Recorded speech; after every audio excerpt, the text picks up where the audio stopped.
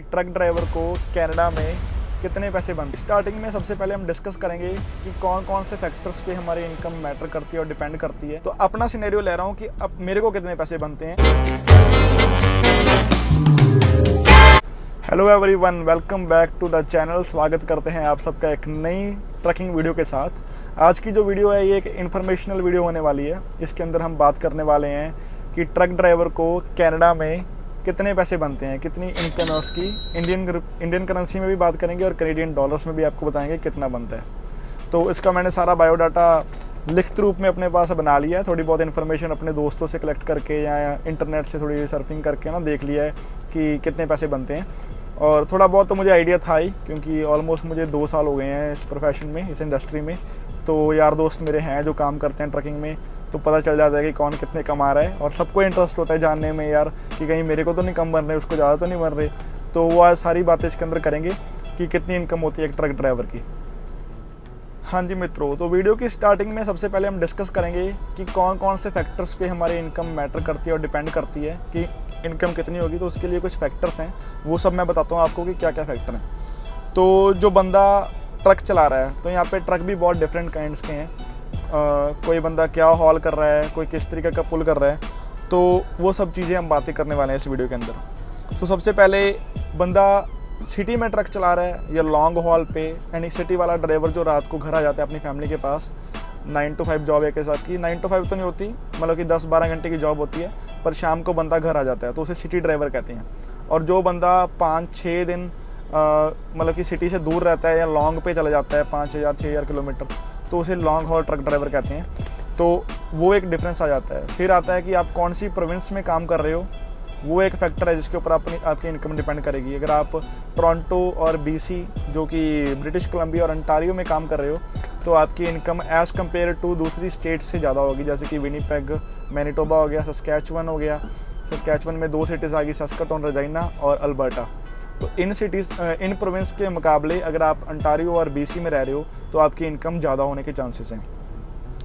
तीसरे नंबर पे आ गया आपको एक्सपीरियंस कितना है, कितने साल का आपके पास ऑलरेडी एक्सपीरियंस है, तो कंपनी आपको ज़्यादा पे करेगी। फॉर एग्जांपल, अगर आप किसी कंपनी में जस्ट स्टार्ट कर रहे हो, अभी आपने लाइसेंस लिया ही है, तो आपकी इनकम कम होगी। और अगर आपको उस कंपनी में 2 साल हो गए, तो अगर आप कोई गलती नहीं कर रहे हो, तो धीरे धीरे आपकी इनकम बढ़ती रहेगी। चौथे नंबर पर जो फैक्टर आ गया, आपका रूट कौन सा है, कौन सी भी स्टेट में रहते हो आप। फॉर एग्जांपल, आप अंटारियो में रहते हो, अगर आप अंटारियो से बीसी जा रहे हो, जो कि थोड़ा खतरनाक रूट है, बिकॉज बीसी में माउंटेन आते हैं, ब्रिटिश कोलंबिया जाते हैं हम, तो उस रूट पे ज़्यादा पैसे मिलेंगे। फॉर एग्जांपल 2-3 सेंट ज़्यादा होंगे।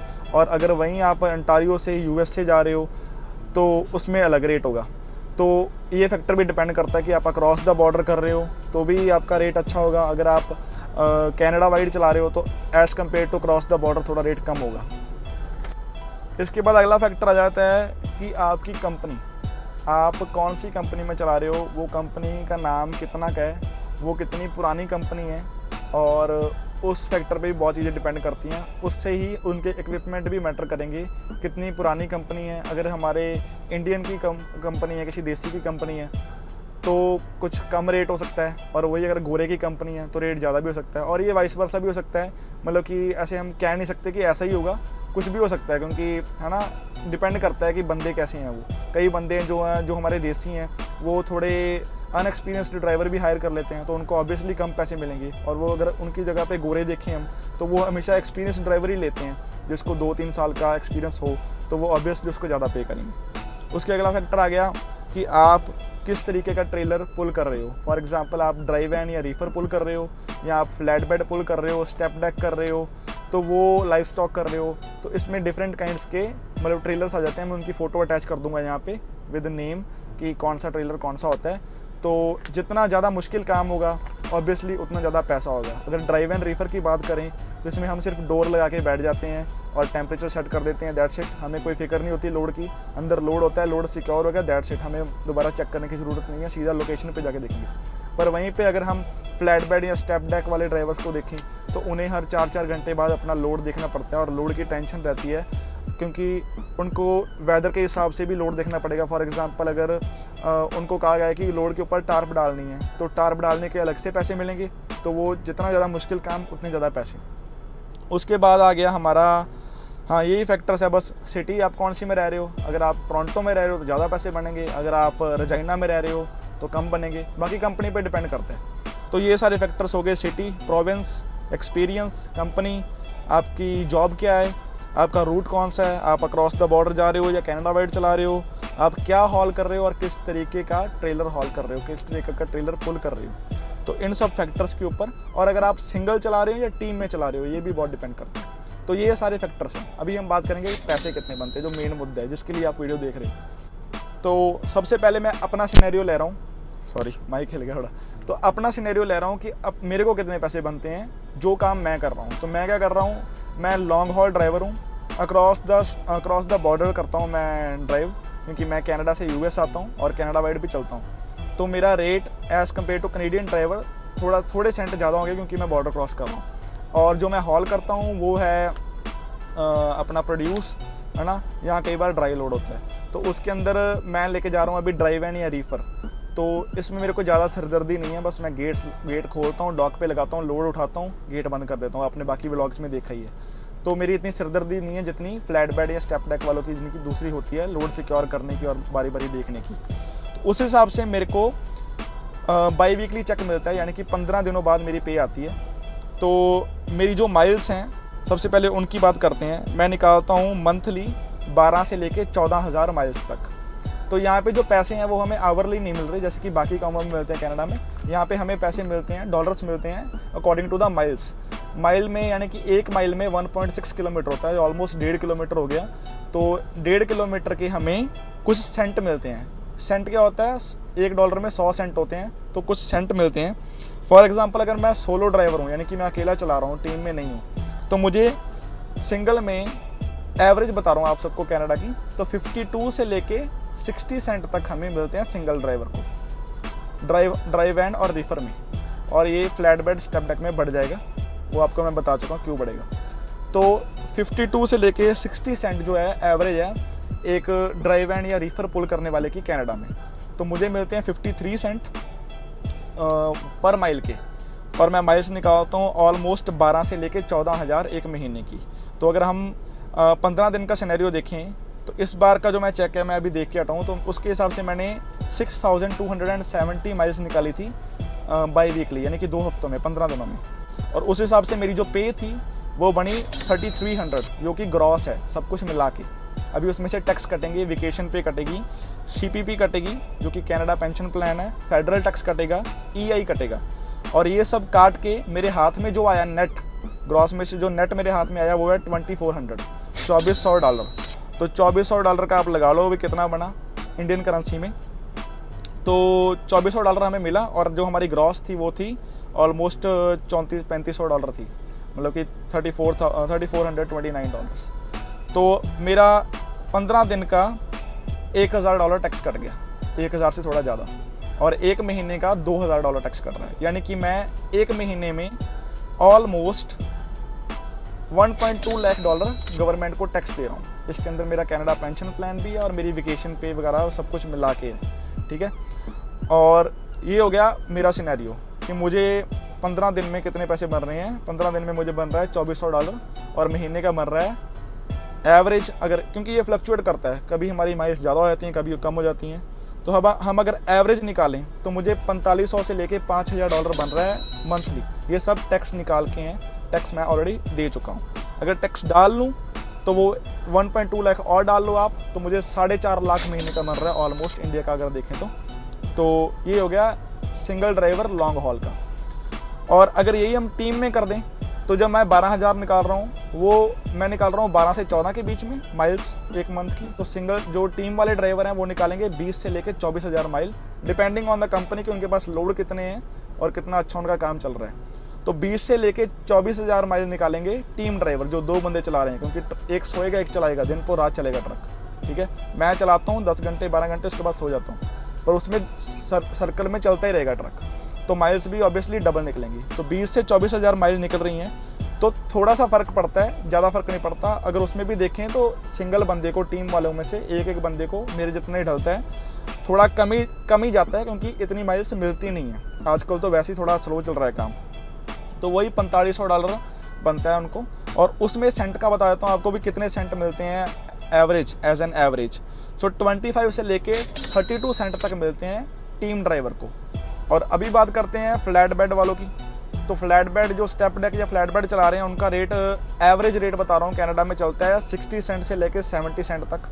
कई कंपनियाँ तो फिर, मेरे कई दोस्त हैं जो बहुत कम पे भी कर रहे हैं, बहुत ज़्यादा कम पे कर रहे हैं, हमसे भी कम पे।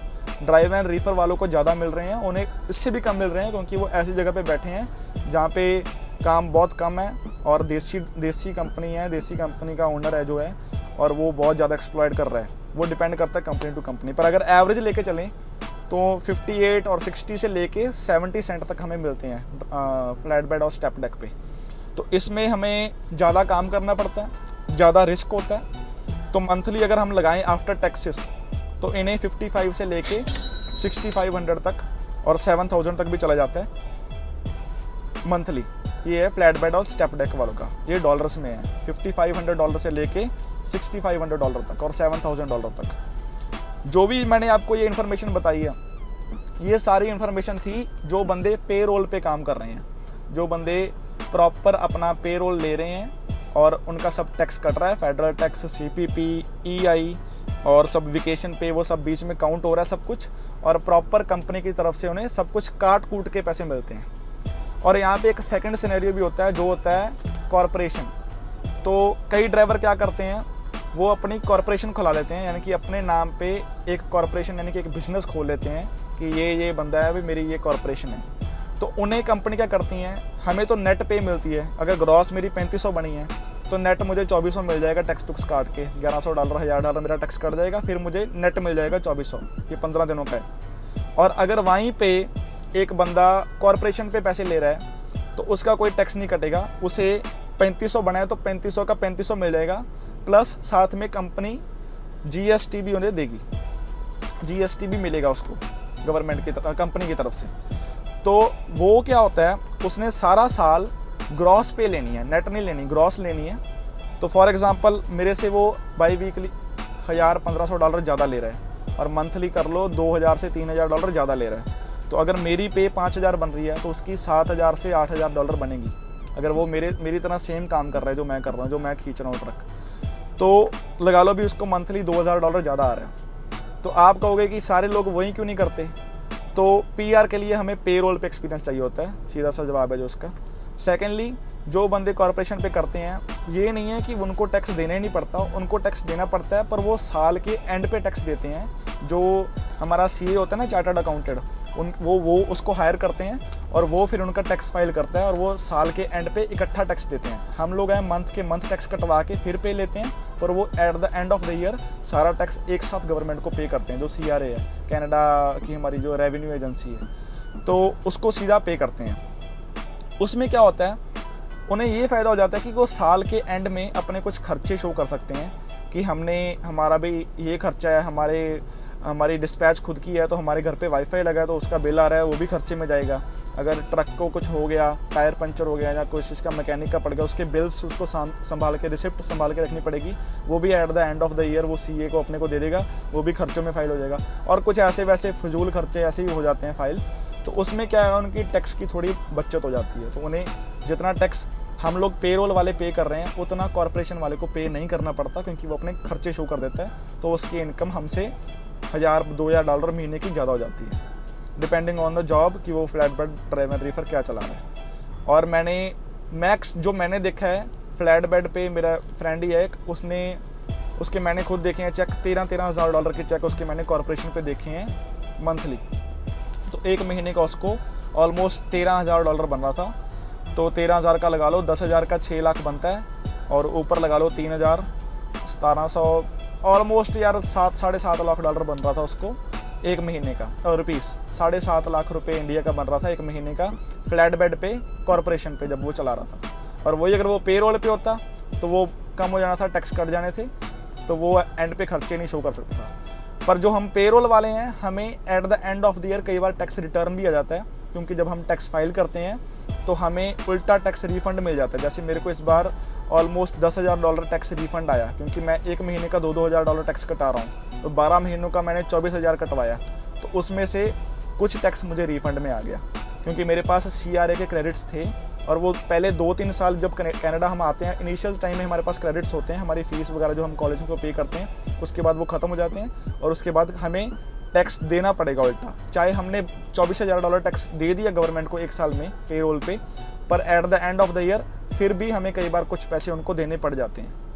तो ये था भी सारा इनकम का सिनेरियो और होप करता हूँ आप सबको समझ आ गई होगी, है ना, थोड़ी बहुत। बाकी जो मैंने डॉलरों में बताया आप कैलकुलेटर पे खुद कन्वर्ट कर सकते हो, है ना, रुपीज़ में।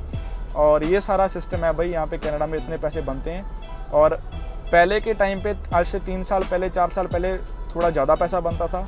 अभी हर बंदा, हर इंडियन जो हमारा पंजाबी है यहाँ पे आ रहा है, तो उससे कंपटीशन बहुत ज़्यादा हो गया, काम कम हो गया, इनकम भी कम हो गई है। क्योंकि जैसे मेरे जैसे ड्राइवर है जिनके पास एक्सपीरियंस नहीं है, वो बहुत कम पे कई बार शुरू कर देते हैं कंपनी में एक्सपीरियंस गेन करने के लिए, तो वो बाकियों का भी रेट गिरा देते हैं। और एक बात दोस्तों जो मैं यहाँ पे मेंशन करनी भूल गया कि ये जो सारे प्राइस मैंने आपको बताए हैं, जो भी ये कितने पैसे बनते हैं, इनकम, सब कुछ, ये सारा ड्राइवर्स का है, चाहे वो पेरोल पे है चाहे कॉर्पोरेशन पे। इसमें ओनर ऑपरेटर का मैंने कुछ नहीं बताया। ओनर ऑपरेटर वो होते हैं जो खुद का ट्रक बाय करके चलाते हैं, जैसे हम तो कंपनी ड्राइवर हैं, तो उसके लिए मैं नेक्स्ट मीडियम में उसके ऊपर थोड़ी बहुत इन्फॉर्मेशन डाल दूँगा जो भी नेक्स्ट व्लॉग आएगा। और ये चीज़ है, और होप करता हूँ आप सबको अच्छी लगी होगी वीडियो, इन्फॉर्मेशनल थी। तो भाई जाते जाते चैनल को सब्सक्राइब कर दो और वीडियो को लाइक करके जाओ और शेयर करो अपने दोस्तों के साथ जिन्हें चस्का है बाहर जाने का या दूसरों की इनकम जानने का कि ट्रक वालों को कितने पैसे बनते हैं। और थैंक यू सो मच भाई, चैनल को कर लो सब्सक्राइब। मिलते हैं किसी और वीडियो में। Thank you.